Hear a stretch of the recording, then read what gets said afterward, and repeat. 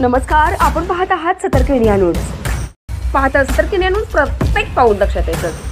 पाटण विधानसभा मतदारसंघासाठी सरासरी 75% मतदान, तर शंभूराज देसाई, सतीश सिंह पाटणकर, हर्षद कदम यासह अन्य उमेदवारांचे भवितव्य मतपेटीत बंद। पाटण दिनांक 20 सातारा जिल्ह्यासह संपूर्ण राज्याचे लक्ष लागलेल्या पाटण विधानसभा मतदारसंघात सरासरी 75% मतदान झाले, तर किरकोळ शाब्दिक चकमकींचा अपवाद वगळता सर्वत्र शांततेत व सुव्यवस्थित मतदान झाल्याची माहिती निवडणूक निर्णय अधिकारी तथा उपविभागीय अधिकारी सोपान टोंपे व सहाय्यक निवडणूक निर्णय अधिकारी तथा तहसीलदार अनंत गुरव यांनी दिली।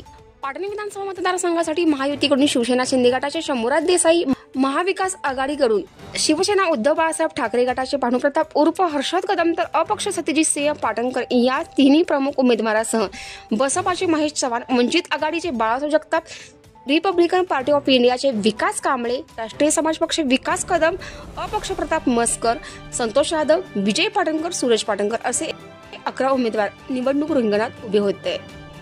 आणि या संपूर्ण रिपोर्टसाठी सतर्क इंडिया न्यूज पाटण तालुका प्रतिनिधी नितीन खरेमोळेसह सतर्क इंडिया न्यूज संतोष जगदाळे, पाटण।